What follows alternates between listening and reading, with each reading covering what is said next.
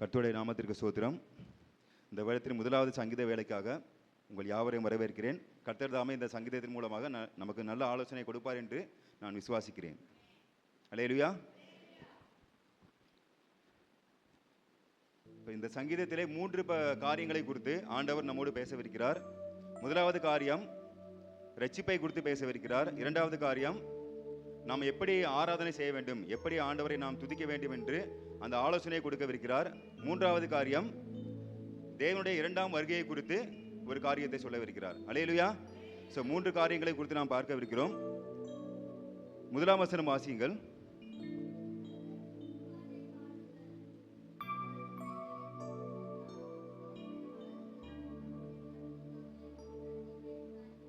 கர்த்தருக்கு புதுப்பாட்டை பாடுங்கள் என்று ஆண்டவர் சொல்லுகிறார். இந்த சங்கீதம் யார் எழுதினது என்று சொல்லப்படவில்லை. இருந்தாலும் இந்த சங்கீதத்திலே கர்த்தருக்கு நாம் புதுப்பாட்டை பாட வேண்டும் என்று முதலாவதாக இந்த சங்கீதத்தில் ஆரம்பிக்கப்படுகிறது. ஆண்டவருக்கு நாம் புதிய புதிய பாடல்களை பாட வேண்டும். அப்ப பழைய பாடலை வெறுக்கிறாரா? அப்படி மீனிங் கிடையாது. நாம் புதிய புதிய பாடல்களை பாடும் பொழுது நமக்கு உற்சாகம் வருகிறது, ஆண்டவரும் அதிலே கொஞ்சம் பிரியப்படுகிறார் என்று நாம் இந்த சங்கீதத்திலே பார்க்கிறோம். அல்லேலூயா. கர்த்தருக்கு நாம் புதிய பாடல்களை பாடி நாம் ஆண்டவரை ஆராதிக்க வேண்டும். அல்லேலூயா. ஏன் அவருக்கு நாம் புதுப்பாட்டை பாட வேண்டும் என்றால் அவர் அதிசயங்களை செய்திருக்கிறார். அல்லேலூயா. ஒரு வருடம் முடிந்து விட்டது. 2024ஆம் ஆண்டு முடிந்து விட்டது. எப்பொழுது ஆரம்பிச்சதுன்னு தெரியல, எப்படி கடந்து போனது என்று தெரியவில்லை.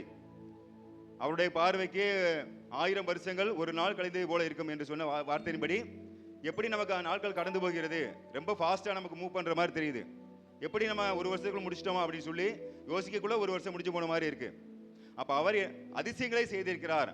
இப்போ போன விடத்திலே நமக்கு பல விதமான சில கஷ்டங்கள் வந்திருக்கலாம், சோர்வுகள் வந்திருக்கலாம், இழப்புகள் வந்திருக்கலாம். எல்லாருக்குமே சின்ன சின்ன கஷ்டங்கள் உண்டு. எல்லாருடைய வாழ்க்கையிலும் அப்படியே 100% வந்து சந்தோஷமா கடந்து வந்திருப்போமா அப்படின்னா நம்ம அப்படி எல்லாருமே சொல்ல முடியாது. எல்லோருக்குமே சில சில பாடுகளும் உண்டு, சில சில சோர்வுகள் உண்டு, சில சில சோதனைகள் உண்டு. இருந்தாலும் ஆண்டவர் அதையெல்லாம் கடந்து இந்த வருடத்திலே நம்மை நுழை செய்திருக்கிறார். அல்லேலூயா. இந்த வருடத்திற்குள்ளே பிரவேசிக்க செய்திருக்கிறார். அவர் அதிசயங்களை செய்திருக்கிறார். நமக்கு வேணா நமக்கு சில காரியங்களை செய்யல, அப்படி மனக்கசப்பு இருக்கலாம். பட் நம்ம யோசித்து பார்த்தோம் அப்படின்னா எவ்வளவோ அதிசயங்களை நமக்கு செய்திருப்பார். நீ கொஞ்சம் உட்கார்ந்து யோசித்து நமக்கு என்னென்ன செஞ்சிருக்கிறாரு, நன்மைகள் என்ன செஞ்சிருக்காரு, தீமைகள் என்னென்ன செஞ்சிருக்கிறாரு, கொஞ்சம் நம்ம யோசித்து நிதானித்து பார்த்தோம் என்றால் நிறைய அற்புதங்களை நம்முடைய வாழ்க்கையை செய்திருப்பார். அல்லேலூயா. அது எல்லாம் நமக்கு மறைவாக சாத்தான் நமக்கு மறைத்து வைத்திருக்கிறான். அல்லேலூயா.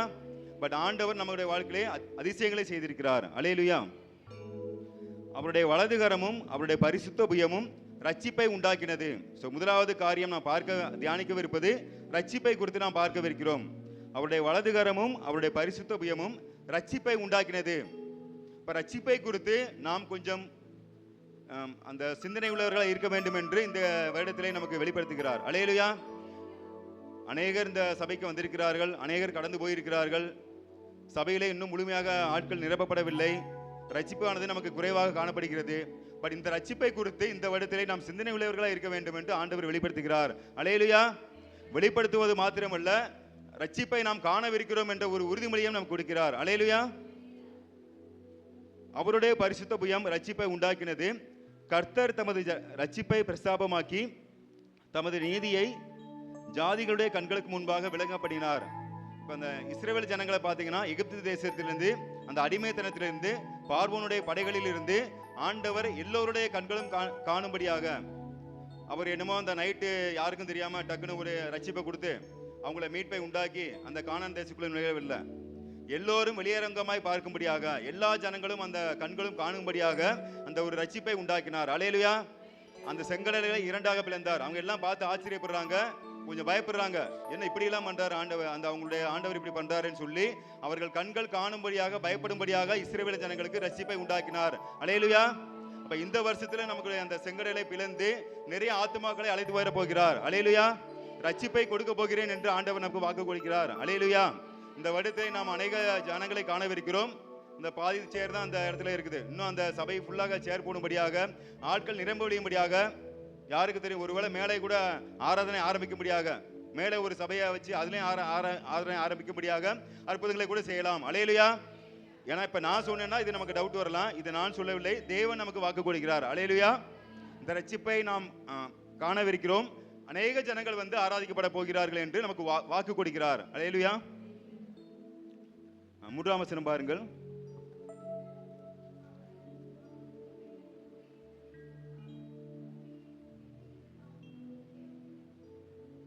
அவர் இஸ்ரவேல் குடும்பத்துக்காக தமது கிருபையையும் உண்மையையும் நினைவு கூர்ந்தார். அந்த வாக்குத்தத்தங்களை கொடுக்கிறவர் அதை மறந்து போவதில்லை. நினைவு கூறுகிறவர் மறந்தான்னு நினைக்கிறதுக்கு அவர் எப்பொழுதுமே நினைவில் வைத்திருக்கிறார். ஏற்ற காலங்களிலே அதை என்ன செய்வார்? நமக்கு அந்த வாக்குத்தத்தங்களை நிறைவேற்றுவார். ஸோ அடுத்த பகுதி தான் நம்ம தியானிக்கவிருக்கிறது. பூமியின் எல்லைகள் எல்லாம் நமது தேவனுடைய ரட்சிப்பை கண்டது. இந்த எல்லைகள் முழுவதும் ரட்சிப்பை காணவிருக்கிறது. இப்போ இந்த காலையில் வந்து இன்னைக்கு அந்த சைக்கிளை எடுத்துகிட்டு போனேன். சில நேரம் இந்த டைம் கிடைக்கும் போது சைக்கிளிங் போவேன். இப்போ இந்த ரோட்டில் அந்த இடையங்குளத்துலேருந்து அந்த மெயின் ரோடு இருக்கு இல்லையா, வன்னியப்பட்டி வழக்கு வரைக்கும் அப்படியே சைக்கிளில் போகும்போது ஒரு பெரிய கூட்டம் வந்துருச்சு. குடும்பமாக வராங்க. என்னென்னா அந்த வயசானவங்க இருக்கிறாங்க, சின்ன குழந்தைகள் வர்றாங்க, பெரியவங்க வர்றாங்க. என்ன அப்படின்னா பாத யாத்திரை நடந்து வந்துட்டு இருக்கிறாங்க. ஏதோ ஒரு பேனர் வச்சுருந்தாங்க. அந்த பேனர் என்ன எங்கே போகிறாங்கன்னு கவனிக்கல. மேக்சிமம் அந்த பழனி பாத யாத்திரை இருக்குன்னு நினைக்கிறேன். காலில் செருப்பும் கிடையாது, ஒன்றும் கிடையாது. மொத்தமாக குடும்பமாக இப்போ காலையில் கூட சரி போகிறாங்க, காலில் செருப்பு இல்லைன்னா கூட ஒன்றும் தெரியாது. எப்படி அந்த மதிய நேரம் போவாங்க, அந்த வெயிலில் எப்படி நடந்து போவாங்க, எதுவுமே தெரியாது. பட் என்ன பண்ணுறாங்கன்னா குடும்பமாக சேர்ந்து அந்த ஒரு அவங்களுடைய அந்த வேண்டுதலுக்காண்டி என்ன செய்கிறாங்கன்னா பாத யாத்திரை நடந்து போகிறாங்க. காலையில் அவ்வளோ பனியாக இருக்குது நமக்கு தெரியும். அந்த பனிகளையும் போகிறாங்க. வயசானவங்க எப்படி போகிறாங்கன்னு தெரியல. குடும்பமாக என்ன செய்கிறாங்கன்னா அங்கே போய் அவங்க வந்து அந்த வேண்டுதல் நிறைவேற்றுக்காண்டி போகிறாங்க. அல்லேலூயா.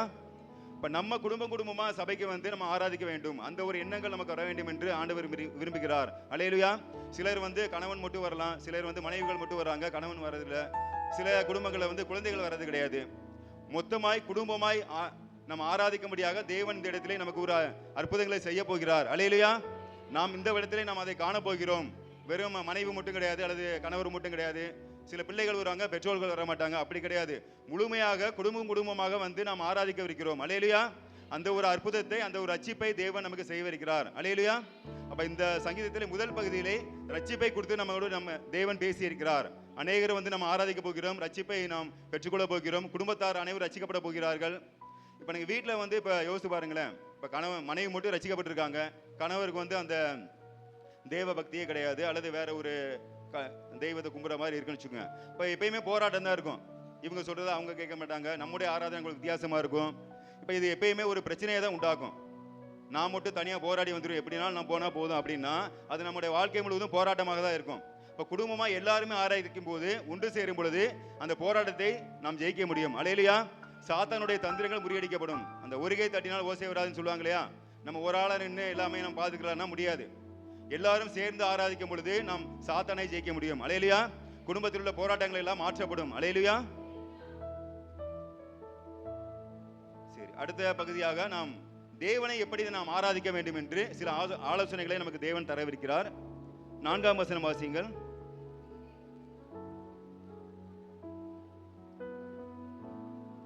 கர்த்தரை நோக்கி ஆனந்தமாய் ஆர்ப்பரியுங்கள். நம்முடைய ஆராதனை எப்படி இருக்க வேண்டும் என்றால் ஆனந்தமாய் ஆர்ப்பரிக்க வேண்டும் என்று தேவன் விரும்புகிறார். அல்லேலூயா. இப்போ நம்ம எல்லாருமே இந்த 6 நாட்கள் வந்து வேலை செஞ்சுட்டு அல்லது நம்ம வெளியில் இருந்துட்டு இந்த 7ஆவது நாள் தான் நம்ம கடந்து வர்றோம். அந்த ஞாயிற்றுக்கிழமை தான் நம்ம கடந்து வர்றோம். இப்போ பலவிதமான சில காரியங்களை வந்து நம்ம ஃபேஸ் பண்ணி தான் உள்ளே வந்திருப்போம். இப்போ அந்த சிந்தனையிலே நம்ம இங்கே வந்து ஆராதிக்கிற மாதிரி ஒரு சூழ்நிலைகள் இருக்கலாம். சிலர் வந்து அந்த யோசனையிலே இருப்பாங்க, சிலர் வந்து அந்த தேவைகளுக்காண்டி என்ன செய்யலான்னு இருப்பாங்க, சிலருக்கு வந்து ஒரு பெரிய போராட்டம் நடந்திருக்கும் அந்த வாரத்தில், அதை குறித்த சிந்தனையோட வந்து ஆராதிப்பாங்க.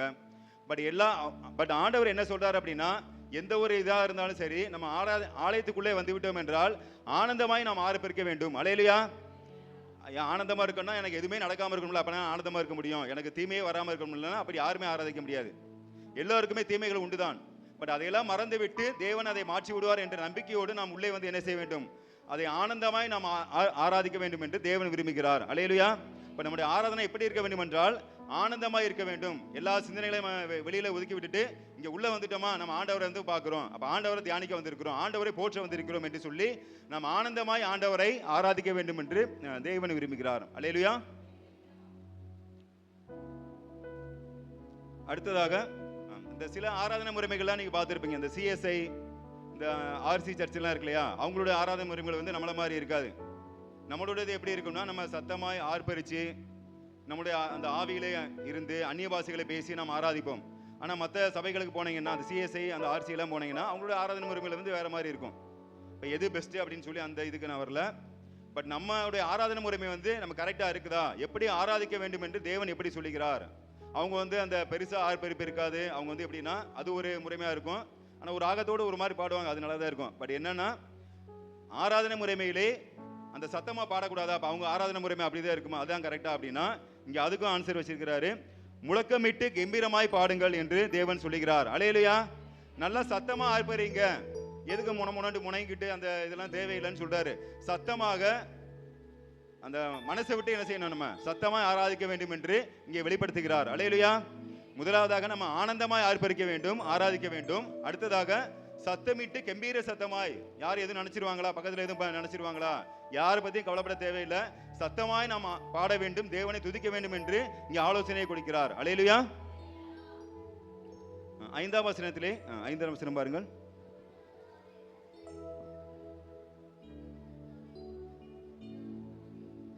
இசைக்கருவிகளை வைத்து நாம் ஆராதிக்க வேண்டும் என்று தேவன் சொல்லுகிறார். இப்போ வீட்டில் சின்ன சின்ன இசைக்கருவிகளை நம்ம வாங்கலாம். இந்த சின்ன அந்த குட்டு மாதிரி இருக்குல்ல, அந்த மாதிரிலாம் இருக்கும். நம்ம இந்த ஆராதனை பண்ணும்போது சின்ன அந்த மாதிரி இசைக்கருவிகளை நம்ம இசைத்து, நம்ம பெரிய வல்லுநர்கள்லாம் கிடையாது, இசை ஞானிகள்லாம் கிடையாது. பட் இருந்தால் நமக்கு என்ன சொல்லலாம், நமக்கு என்ன தெரியுமோ அதை இசைத்து நாம் ஆராதிக்கும் பொழுது அது ஒரு உற்சாகமாக இருக்கும். அதை தான் ஆண்டவர் சொல்லுகிறார். இசைக்கருவிகளை இசைத்து கீத அந்த வசனங்களை பாருங்கள். சுரமண்டலத்தால் கர்த்தரை கீர்த்தனம் பண்ணுங்கள், சுரமண்டலத்தாலும் கீத சத்தத்தாலும் அவரை கீர்த்தனம் பண்ணுங்கள். இசைக்கருவிகளை இசைத்து நாம் தேவனை ஆராதிக்க வேண்டும் என்று ஆண்டவர் பிரியப்படுகிறார். அல்லேலூயா. ஸோ முடிஞ்சா வாய்ப்பு இருந்தால் நம்ம என்ன செய்யலாம், சின்ன சின்ன இசைக்கருவிகளை வாங்கி வீட்டில் ஆராதிக்கலாம். அல்லேலூயா. 6ஆம் வசனம் பாருங்கள்.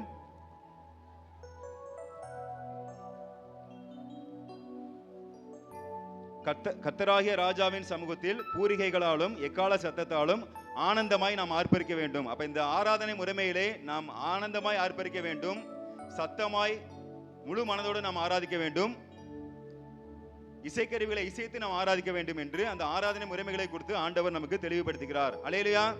அதாவது 100% நம்ம ஆராதிக்கணும். உண்மை அதுதான். இப்ப சொல்ல வர காரியமே அதுதான். நிறைவான பலனை பெற்றுக்கொள்ள வேண்டும் என்று வாக்கு கொடுத்திருக்கிறார்.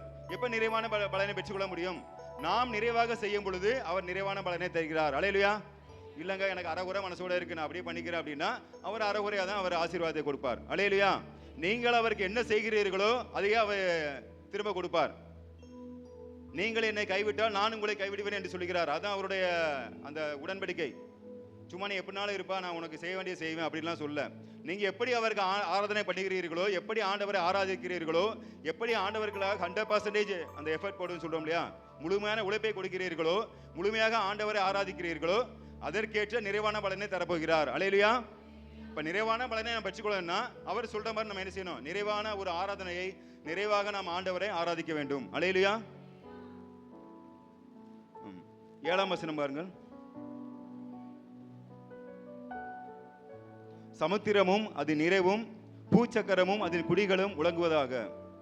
சமுத்திரம்னா அந்த கடல் முழங்கட்டும், ஆண்டவரை ஆராதிக்கட்டும். பூச்சக்கரம்னா இந்த உலகமே ஆண்டவரை ஆராதிக்கட்டும் அப்படின்னு சொல்லப்படுகிறது. 8ஆம் வசனம் பாருங்கள்.